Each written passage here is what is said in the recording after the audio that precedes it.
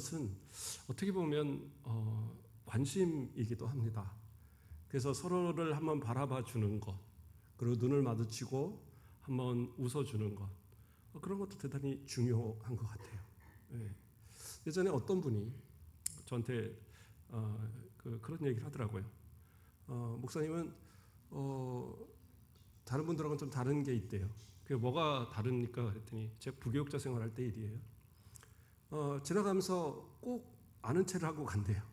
예, 그냥 안 지나가고 꼭 아는 체를 하는데 그게 상당히 기분이 좋았대요.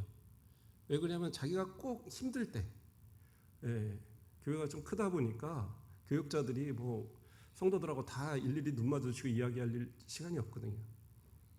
예, 저는 일부러 한 1시간 정도는 비워서 이렇게 좀 돌아다니고 이렇게 하면서 일부러 좀 보고 했었는데, 그러면서 그 자신이 꼭 힘들 때, 자신이 뭔가 어려울 때 꼭 자기를 보면서 평안하시냐고 물어보고 뭔 일 없냐고 물어보고 꼭 그러더라는 거예요. 그래서 목사님이 좋아요 그러더라고요. 예, 저보다 나이 한참 많으신 분이. 예. 어쨌든 간에 서로 그런 어떤 관심인 거죠. 내가 진짜 힘들 때 누군가 나에게 작은 관심만 보여줘도, 그 눈 한 번만 마주쳐줘도 아무런 힘이 될 수 있는 건 없잖아요. 제가 뭐 그 사정을 다 아는 것도 아니고.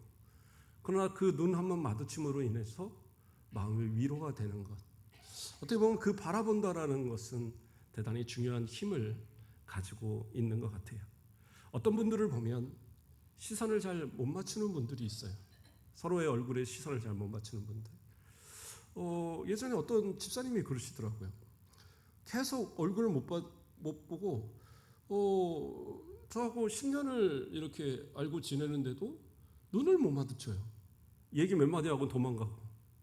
그런데 어느 날 전화를 할 일이 있었어요. 전화를 해서 집사님 뭐 이러고 하는데 너무 이야기를 잘하는 거예요. 그리고 그동안 못했던 얘기를 막 쏟아내면서 한 10분은 전화를 한 것 같아요. 그래서 제가 물어봤어요. 집사님, 이렇게 말을 잘하는데 왜 평소에서는 이렇게 눈도 못 마주치고 그러냐고 그랬더니, 뭐 목사님이라서 어려웠어가 아니라 이분은 남자들은 다 그렇게 좀 그러신대요. 왜 그러냐 했더니 아버지가 너무 엄하셔서, 어렸을 때 아버지가 너무 엄하셔서 아버지하고 눈을 잘 못 마주치고 했던 것이 지금도, 왜 남자들은 다 보면 아버지가 생각나고 그래서 그래서 그런지 잘 못 마주치겠다라는 거예요. 그런데 결혼을 어떻게 하셨는지 애들도 잘 낳고 잘 사시는데 어쨌든 좋은 남편, 그 집사님도 되게 좋으신 분이세요. 아주 집사님이셨는데 어쨌든 그렇게 눈을 마주치는 것을 어려워하는 분들도 있더라. 어렸을 때 어떤 그런 트라우마나 또는 어떤 사건으로 인해서 깊은 상처가 있거나 그러면 잘 눈을 못 마주치는 경우도 있어요. 근데 눈을 못 마주치면, 서로가 바라보지 못하면 문제가 뭐냐면 오해가 생길 수 있습니다. 오해가. 우리가 보통 말로 전달하는 것은 제가 정확한 퍼센테이지는 기억은 안 나는데 한 30%가 안 된다고 그래요. 전달력이 한 30%가 안 돼요. 그러니까 우리가 말할 때, 저도 마찬가지로 그냥 이러고 이렇습니다 얘기 안 하잖아요. 손도 한 번씩 올라가기도 하고 표정도 한 번씩 바뀌고 때로는 눈도 크게 뜨고 뭐 이러한 어떤 표정과 그러한 어떤 손짓, 이러한 어떤 모습들, 그러니까 비언어적 그런 그 표현이다. 비언어적 언어다라고 하는데, 그러한 어떤 몸짓을 통해서 나타나는, 표정을 통해서 나타나는 이 특별한 메시지가 있다라는 거예요. 그래서 때로는 그런 것도 있더라고요. 진실의 미간 뭐 해서, 아유 너무 맛있어 막 하고 너무 좋아하는데 미간이 움직이지 않으면 거짓말이라는 거예요. 근데 그거는 소리만 들어서 모르잖아요. 그래서 바라본다라는 것은 대단히 중요해요. 그 바라봄을 통하여서 그 상대방에 대한 오해도 하지 않을 수 있고, 상대방이 나에게 전달하고자 하는 어떤 것들도 명확하게 알 수 있는 거예요. 그래서 바라보는 것은 대단히 중요해요. 이건 또 기술적인 이야기입니다. 또 누군가한테 뭔가를 원할 때에 고개 푹 숙이고 그러고 말하지 마세요. 눈을 바라보면서 그 사람한테 자기가 원하는 걸 명확하게 전달하시면 돼요. 제가 한 15년? 17년? 한 그 전에 국민은행 국민카드를 처음으로 만들었어요. 왜 참호로 만들었냐면 은행에 갈 일이 있어 은행을 갔어요. 그런데 이제 은행 직원이 뭐 제 이제 통장 뭐 이런 걸 딱 하다가 선생님은 카드가 없으신 것 같아요 그러더라고요. 그래서 예 저는 카드 안 씁니다 그랬더니 왜 안 쓰세요? 하면서 눈을 동그랗게 뜨면서 저한테 눈을 딱 보면서 그러는 거예요. 왜요? 그랬더니 아니 카드 하나 없이 어떻게 사시냐고 제가 만들어 드릴 테니까 카드 하나 하세요 그러는 거예요. 그러니까 나도 모르게 순간에 그 큰 눈으로 저를 바라보니까 네 하고 제가 서류를 쓰고 있더라고요. 그래서 집에 와서 우리 아내한테 얘기했더니 아내 왈 이뻤지 그러더라고요. 그러니까 뭐 솔직히 이쁘기도 했는데 그런데 이뻐서가 아니라 그 눈을 동그랗게 뜨면서 저한테 아니 이런 것도 안 하고 어떻게 사시냐 그러면서 막 그러는데 그게 그냥 진심으로 받아들여지는 거예요. 그러니까 나도 모르게 그래 이 카드가 필요한가 보다. 제가 그 전까지는 카드 안 쓴다고 그랬거든요. 왜냐하면 카드를 뭐 또 누가 그 카드를 통해서 되게 이제 힘들어하는 모습을 옛날에 막 그랬잖아요. 카드 막 남발해갖고 뭐 몇천만 원씩 빚지고 그거 갚느라고 고생하고 이런 걸 본 적이 있어갖고 아유 카드는 무서운 거구나. 이거 쓰면 안 되는구나. 그래갖고 그랬는데 그때 그분이 딱 그러면서 카드를 만들기 시작하는데 이거 별거 아니더라고요. 그래갖고 그 다음에는 어디 놀이동산 가서 표 공짜로 준다니까 하나 만들고 예. 핸드폰 뭐 할인해 준다니까 하나 만들고 지금은 한 카드가 한 5개쯤 있는 것 같아요. 예. 안 쓰면 되는 거니까 뭐 굳이 뭐 꼭. 근데 어쨌든 간에 바라본다라는 것은 그렇게 전달력이 있어요. 그래서 바라보는 건 대단히 중요하다. 근데 오늘 본문의 시인은 뭐라고 얘기해요?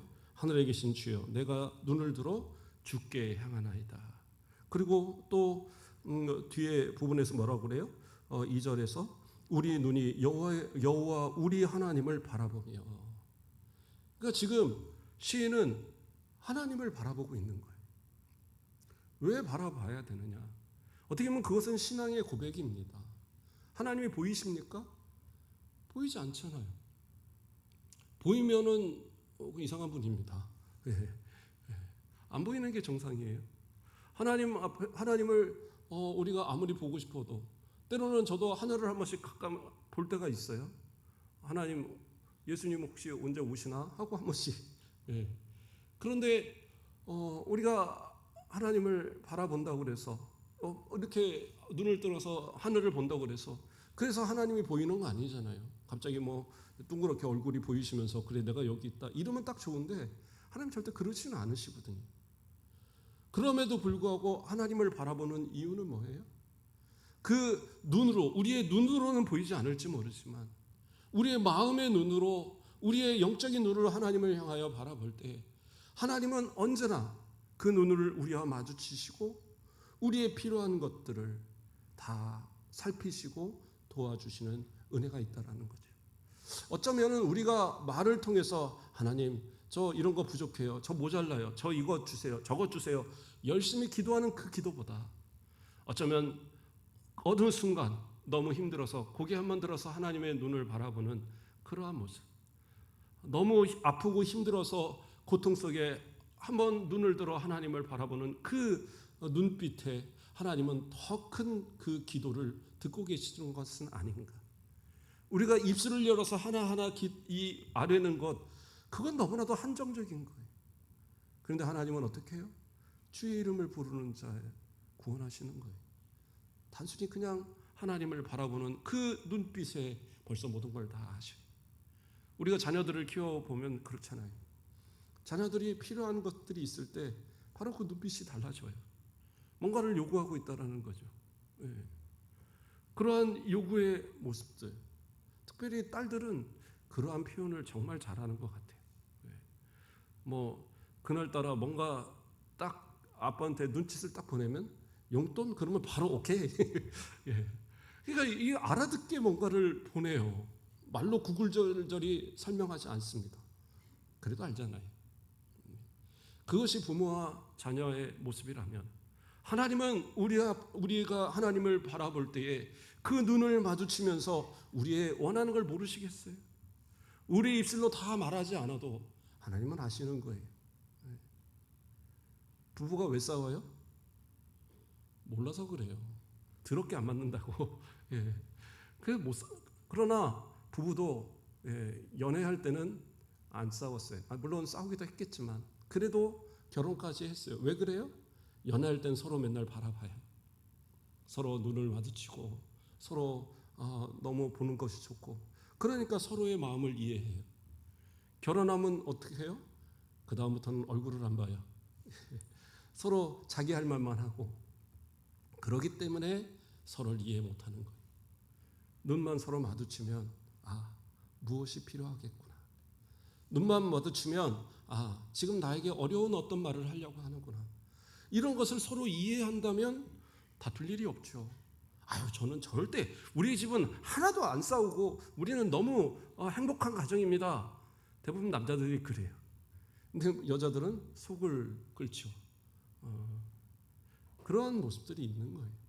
물론 요즘에는 반대로 여자들이 남자의 마음을 몰라줘서 남자들이 이 아버지 막 찾고 그런다는데 어쨌든 그러한 서로의 마주치고 바라본다는 것은 중요하다.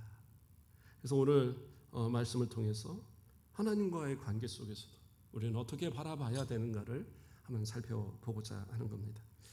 자, 먼저는 바라보는 것의 중요. 2절 말씀을 보면 이런 말씀이 나옵니다. 상전의 손을 바라보는 종의 눈같이 여주인의 손을 바라보는 여종의 눈같이라고 표현합니다. 이건 무슨 얘기냐? 여종이 또는 남종이 그 주인의 손짓을 본다라는 거예요. 지금 같으면 이거는 있을 수 없는 얘기죠. 그러나 옛날에 이 고대 이 주종 관계에서는 주인들이 구구절절히 말하기를 귀찮은 거예요. 이건 어떻게 해요? 손짓으로 모든 것을 표현하는 거예요. 그래서 이러면은 달려가고 또 그러면 가서 그거 가져오고 또 뭐 하면은 알아서 그거 해야 되는 거예요. 주인의 말을 제대로 알아듣지 못하거나 또 주인이 부르고 뭔가 손짓을 했는데도 전혀 딴짓만 하고 있다. 그러면 그 종은 불성실한 종으로 취급받는 거예요. 지금 같으면 회사 사장과 직원 그런 관계를 말하는 게 아니에요. 여기서는 말 그대로 종, 노예와 주인의 관계예요.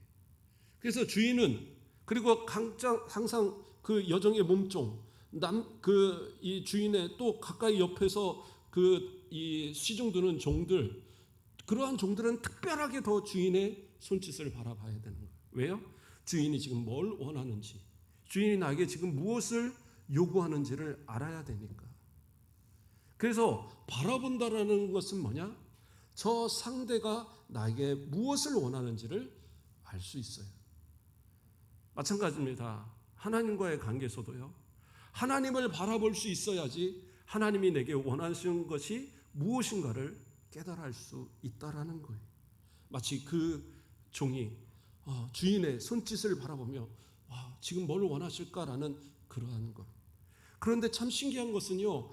바라보면 알아요. 바라보면. 제가 부교육자 할 때 수석 부목을 한 7년 이상을 했으니까 그런데 이제 예배를 드리다 보면 그 담임 목사님이 어떤 사인을 줄 때가 있어요. 아무도 못 알아들어요. 방송실에도 난리가 납니다. 도대체 왜 그러실까? 방송실에 한 7명쯤 있는데 7명이 서로 토의를 해도 모르겠는 거예요. 목사님 계속 눈짓을 주는데 저는 알아요. 지금 뭐가 문제가 있다는 것을, 뭐가 필요하다는 것을 알아요. 그럼 제가 방송실에 올라가서 해결을 하고 또는 온도도 체크를 하고 근데 어떻게 알아듣냐라는 거예요. 근데 알아들을 수 있는 것은 계속 바라보니까 아는 거예요. 그리고 그 바라봤던 일이 이번 한 번만 있는 게 아니라 그 이전에도 있었고 그 이전에 있어도 계속 있으니까. 손가락 하나를 하고 2개를 하고 3개를 하는 뜻이 다 다른데 그것을 주의 있게 살피지 않으면 모르는 거예요. 그렇죠? 서로 가운데 그런 것처럼 하나님께서 우리를 향하신 뜻이 무엇인가도 하나님을 바라보고 그 눈을 마주치며 그 손짓에 그 하나님께서 우리에게 보여주시는 사인에 민감해야지 하나님의 뜻을 깨닫는다라는 거예요. 근데 성도들이요 신앙생활하면서 그러한 것에 민감하지 않아요. 교회 와서 앉아서 예배 드리고 또 뭐 봉사도 하고 이것저것 하는데 문제는 뭐냐? 하나님을 바라보지 않아요. 아유, 그럼 하나님을 아무리 봐도 안 보이는데 왜 자꾸 바라보라고 그래요? 하나님은 우리가 알 수 있는 여러 가지 사인을 우리에게 주셔요. 하나님을 바라보고 사모하고 바라보는 그러한 여종과 같이, 그 남종과 같이 주인의 손짓을 바라보는 그러한 심정으로 하나님을 바라보는 그들에게 하나님은 사인을 주신다니까요. 구약에서는 여러 가지 사인을 주셨죠. 환상으로, 때로는 현현하셔서, 때로는 선지자들을 통해서, 또는 자연 만물을 통해서 하나님 여러 가지 사인을 주십니다. 그러면 그것은 어떤 사람들이 깨닫느냐? 그 하나님을 바라볼 수 있는 사람이 깨닫는 거예요. 발람 선지자가 어떻게 했어요? 하나님께서 이스라엘 백성들을 저주하는 것을 하기를 원하지 않으셨어요. 그런데 제발 보내달라고 자꾸 때를 쓰니까 그럼 너 가라. 그런데 어떻게 해요? 칼을 든 천사가 앞에서 기다리고 있어요. 그런데 아무 생각 없이 쫄래쫄래 가고 있으니까 모르는 거예요. 나귀는 어떻게 해요? 바라봤어요. 천사가 있는 걸 바라봐요. 그러니까 자꾸 밭으로 도망가고 벽으로 갖다 막 치대고, 그러니까 나중에 가서 나귀를 갖다 한 대 때리잖아요. 이 자식이 왜 자꾸 딴 데로 가? 그러니까 나귀가 뭐 어떻게 해요? 얼마나 답답했으면 딱 돌아보면서 말을 해요. 저 천사 안 보이냐고. 그러니까 바라보지 않으면 모르는 거예요. 하나님께서는 분명히 사인을 주시죠. 지금 가는 것이 너에게 옳지 않아. 이건 하나님이 원하시는 것이 아니다라는 것을 분명히 보여주시는데 나귀도 보는 사인을 못 알아듣는 거죠. 오늘날은 어떻게 해요? 신약시대에서는 하나님께서 예수 그리스도를 통해서 또 사도들을 통해서 여러 기자를 통해서 성경을 완성시켜 주셨어요. 구약과 신약의 모든 성경이 완성되어서 말씀을 통해서 우리 가운데 주십니다. 우리가 읽을 때에 또는 이렇게 설교를 통해서 주셔요. 목사님 설교 너무 기니까 목사님 한 10분만 이렇게 요약해서 하면 안 될까요? 뭐 이러는 분들도 있을 수 있어요. 그런데 그래요. 이렇게 좀 자세하게 하는 이유들은 설교를 좀 이해하기 위해서 좀 자세하게 하죠. 그리고 여러 가지 하는 것은 그 중에 하나라도 또 들려질 때가 있어요. 그러니까 좀 잘 들어보세요. 네. 그렇게 해서 듣다 보면 어느 순간 그 어떤 말씀이 내게 막 은혜가 돼요. 목회자도 항상 홈런을 칠 수는 없어요. 설교를 하다 보면 어떤 때는 너무 힘들 때가 있어요. 설교가 잘 안 될 때가. 그래서 거기에 푹 쓰이고 오늘은 참 설교 죽 썼다. 예, 속된 말로. 그리고 내려올 때가 있는데 뭐 어떤 분은 그런 날을 와서 목사님 오늘 너무 은혜가 됐다라는 거예요. 왜 그러냐? 자기의 어떤 생각하던 것과 뭐가 딱 맞아 들어가는 거예요. 고민하던 이야기가 갑자기 딱 나오는 거예요. 예. 그래서 그러한 것들이 자기하고 딱 맞아질 때 그때 이게 은혜가 되죠. 근데 그것도 내게 은혜가 되려면 어떻게 해야 되느냐? 바라봐야죠. 목회자의 눈을 바라보고 그 들리는 음성을 좀 생각하고 그 가운데서 하나님이 내게 말씀하시는 무슨 말씀이 있는가를 귀 기울여야 되겠죠. 그랬을 때 그 말씀이 내게 들어오는 거죠. 또 이 성경 말씀을 열심히 읽는 것도 단순히 그 말씀을 읽는 게 아니라 그 안에서 나에게 말씀하시는 하나님을 바라보는 거예요.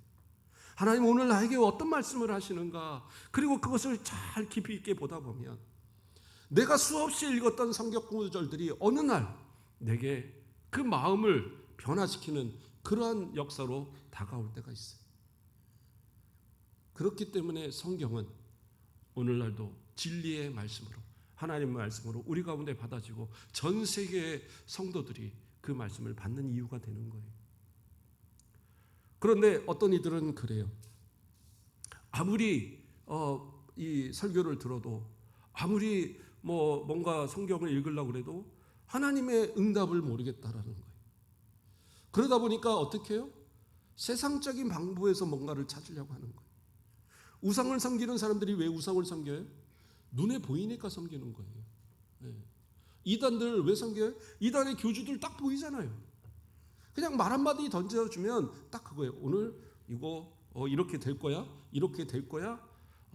그리고 막 그냥 축복도 남발하죠. 무조건 된다고, 무조건 된다고.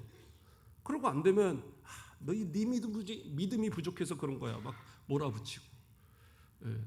옛날에 보니까 어떤 영상에서 나오더라고요. 그 만민중앙 그 저긴가요? 이재로 아마 죽었던가요? 죽었을 거예요 아마. 그런데 그 사람하고 뭐 이렇게 무슨 뭔가 이렇게 모여서 집회를 하나 뭐를 하나.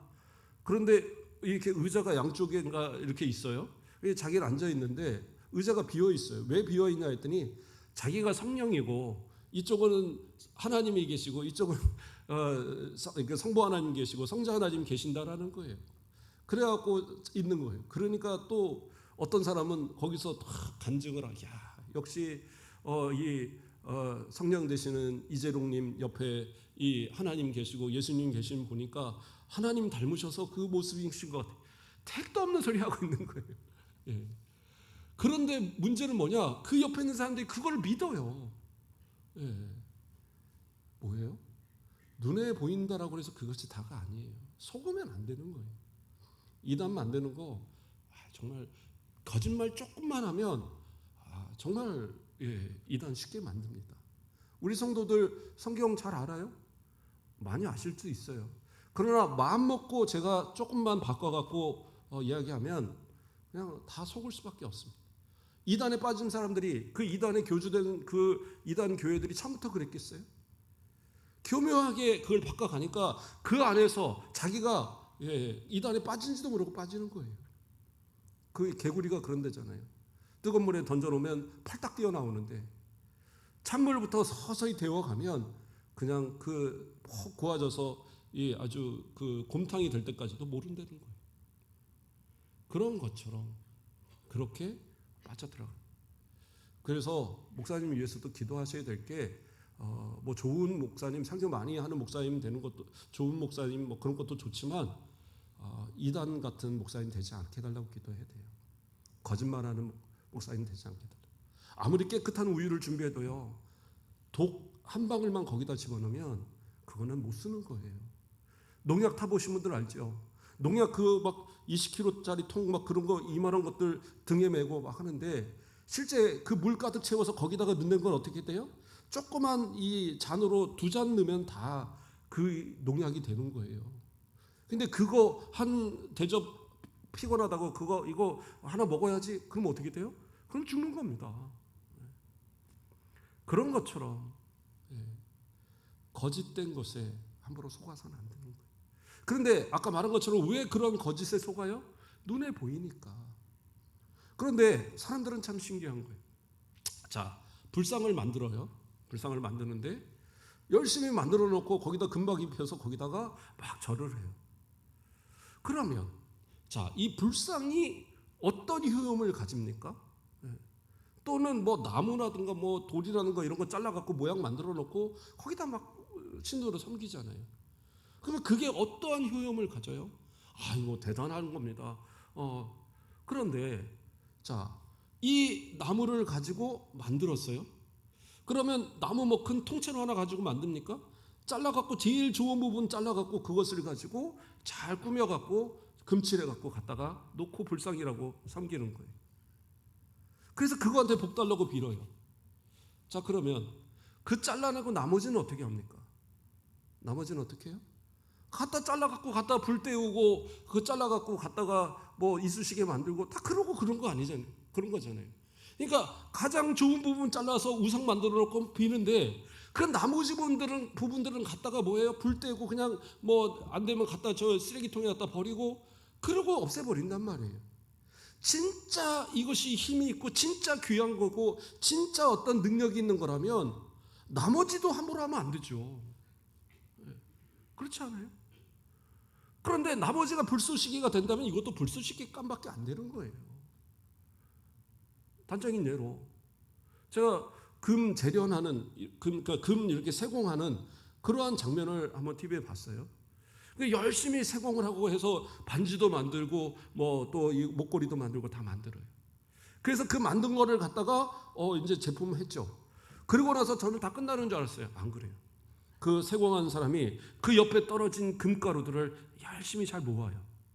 다 모아갖고 그걸 모아두는 거예요. 그래서 그것을 녹여서 또 거를 만드는 거예요. 저는 그걸로 끝나는 줄 알았어요. 아니에요. 청소업체가 와서 그 돈을 주고 청소를 하는 거예요. 뭐냐면 바닥에 떨어진 먼지들 가운데도 금이 들어있다는 거예요. 금세공소에는. 그러니까 그 먼지들을 싹 모아갖고 갖고 가서 그거를 또 다시 녹여갖고 그 안에서 금을 요만한 거를 찾아내더라고요. 왜 그래요? 금은 아무리 부스러기라도 아무리 바닥에 떨어져 굴려도 금이에요. 그러니까 그것은 귀한 거란 말이에요. 그렇죠? 가치 있는 거라면 부스러기라도 그것은 가치 있는 거여야 되는 거예요. 좋은 것만 띄어다가 이것이 뭐 대단한 거다, 그거는 아니라고요. 그 부스러기조차도 귀중한 것이 진짜 귀중한 거지. 그러므로 우상은 아무런 쓰잘데기 없는 거예요. 아무런 것도 없고. 그래서 이사야 44장 18절에 뭐라고 해요? 그들이 알지도 못하고 깨닫지도 못하면 그들의 눈이 가려서 보지 못하며 그들의 마음이 어두워져서 깨닫지 못함이니라. 우상만 바라보고 우상을 섬기는 그들은 어두워져서 하나님을 보지 못하고 하나님을 깨닫지 못하고 그저 이 세상 가운데 뭔가를 요구하고 그 나무 토막 앞에서 뭔가를 찾으려고 하는 이런 모습들, 아무 소용없다라는 거예요. 우리가 진짜 은혜 받고 진짜 우리의 삶 가운데 복되고 승리하려고 한다면 가장 귀하고 가장 유일하신 하나님, 어떤 것과도 비교할 수 없는 오직 유일하신 우리 하나님을 향하여 눈을 마주치고 전능하신 하나님 앞에 기도하면 하나님이 우리의 기도를 들으시고 그것에 합당한 것을 내려주시는 거예요. 그러면 우리는 되는 거지, 굳이 우리에게 어떤 답도 줄 수 없고 눈도 마주칠 수 없고 아무것도 할 수 없는 이 목석으로, 돌이나 나무로 만들어 놓은 거, 그 부스러기 다 제껴버리고 그 이쁘게만 만들어 놓은 그 앞에 절을 한다고 해서 그게 어떻게 복을 주겠어요? 보이지는 않지만 우리 하나님은 항상 우리를 보고 계시고 그 눈을 마주치는 그들의 그 음성을 하나님은 들으시고 그 마음의 강루까지도 다 들어주셔서 하나님께서 책임져 주시는 거예요. 바로 시인은 그렇기 때문에 상전의 손을 바라보는 종들의 눈같이, 여주인의 손을 바라보는 여종의 눈같이라고 고백하고 있는 거예요. 또 다른 의미 속에서는 뭐예요? 눈을 마주쳐야지 상대가 나의 요구하는 것을 알 수 있어요. 가끔은 그렇지 않아요? 엄마가 막 뭔가를 하고 있을 때 아이들이 옆에 와서 귀찮게 엄마 이것 좀 해줘, 저거 해줘, 막 그래요. 엄마는 그냥 알았어. 그런데 어떻게 해요? 일 끝내놓고 나면 애들은 사라졌는데, 그리고 나중에 와서 하는 얘기가 엄마 왜 안 해줬어? 왜요? 눈을 마주치고 서로 이야기한 것이 아니기 때문에 그냥 습관적으로 대답을 했지만, 그러나 그 상대의 어떤 것들이 잘 이해가 되지 못했던 거죠. 그래서 누군가한테 뭔가를 원할 때는요, 그 눈을 보면서 요구를 하셔야 돼요. 처음에 전도할 때도 이야기했던 것처럼 진짜 그 눈을 바라보면서 내가 지금 가장 원하는 것이 무엇이다라는 것을 알려야 되는 거예요. 그러면 그 눈을 바라보면서 엄마는 아이에게 필요한 것을 아는 거죠. 그 표정을 보면 벌써 진짜 필요한지 아니한지를 알잖아요. 그냥 지나가면서 한마디 엄마 나 이거 필요해, 그냥 습관처럼 말할 수 있어요. 그러나 어느 순간인가는 정말 이것이 필요해서 이것을 안 주시면 안 될 것 같은 그러한 표정으로 바라보면 부모는 어떻게 해서라도 그것을 준비해서 채워주게 되겠죠.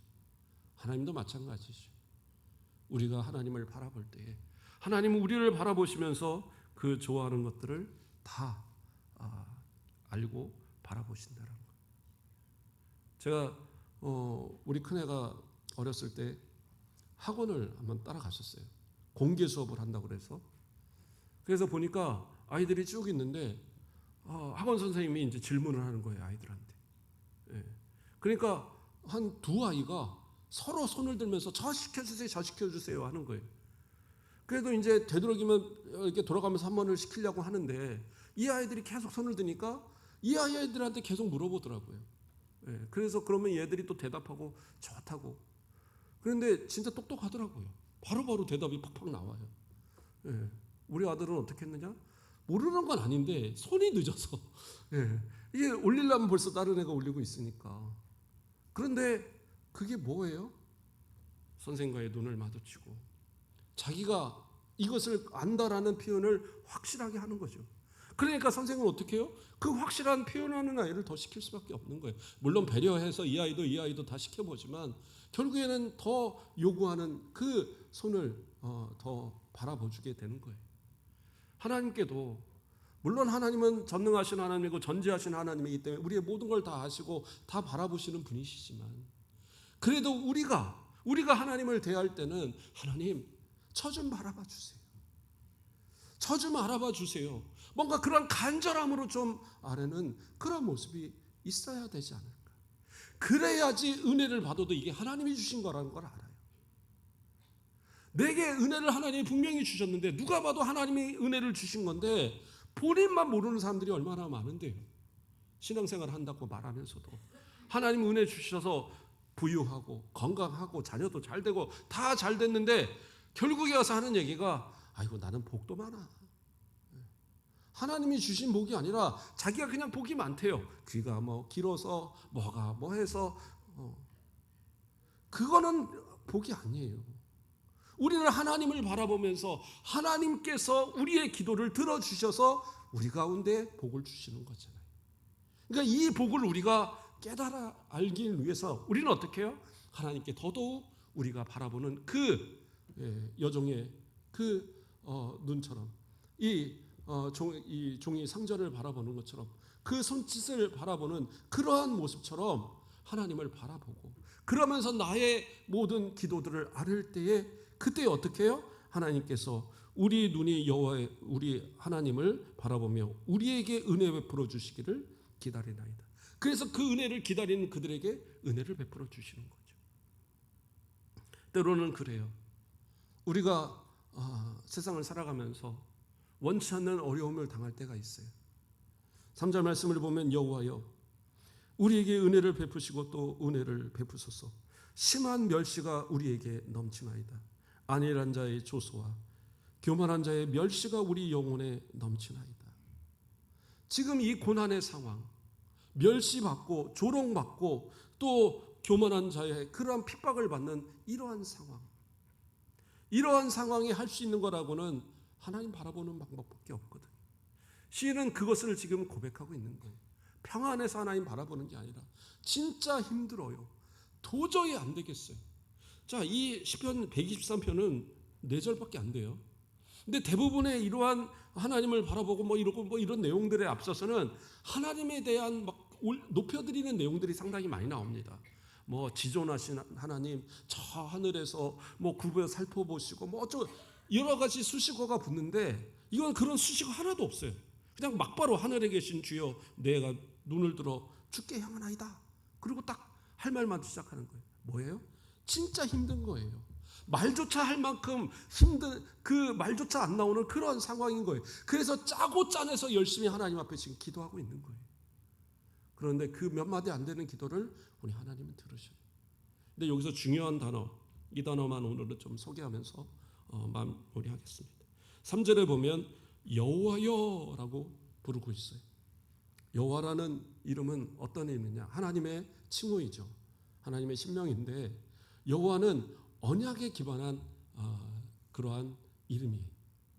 그래서 여호와라는 이름을 부를 때는 이스라엘 백성들은 율법에 하나님의 말씀에 근거하여서 하나님의 약속하신 복을 이루어 주시는 하나님이라는 믿음 속에서 고백하는 고백이 여호와예요. 함부로 이름조차 부르지 못했던 그 이름이 여호와라는 거예요. 그럼에도 불구하고 이 여호와를 부를 때는 뭐냐?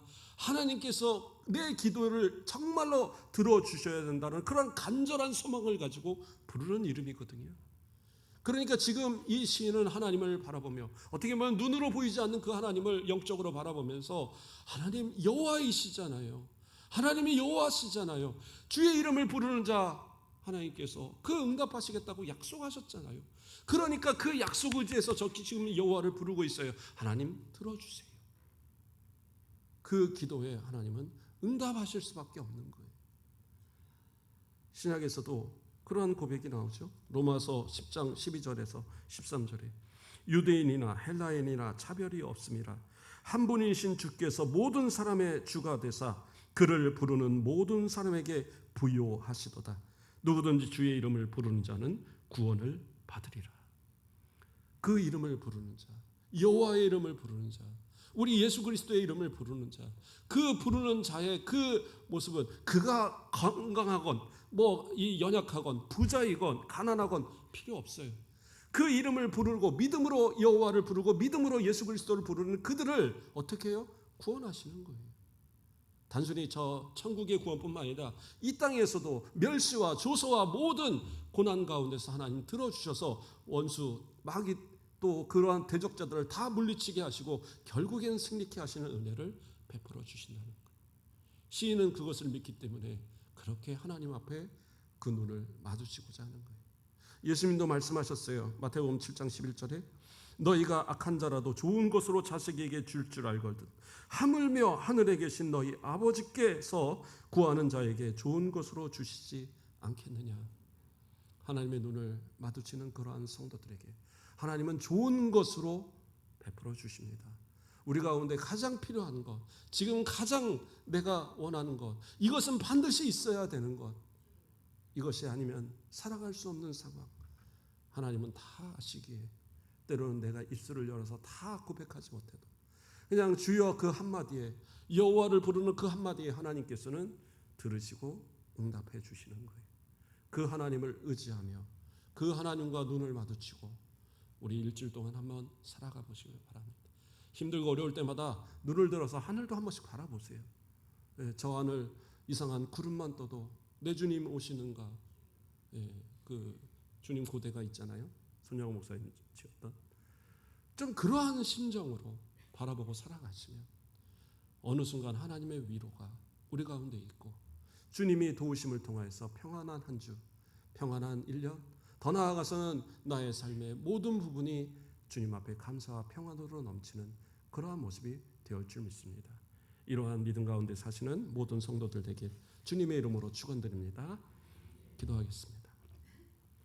사랑의 하나님 감사를 드립니다. 이 시간 주를 바라봅니다. 여호와의 이름을 부릅니다.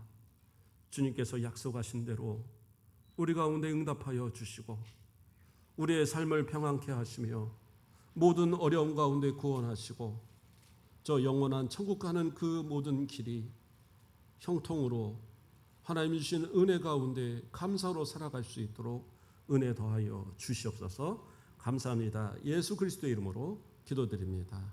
아멘. 예, 감사합니다. 다른 광고는 주보를 좀 참고하시고요. 제가 우리 장로님들이 광고하니까 뭐 특별히 광고 많이 안 했는데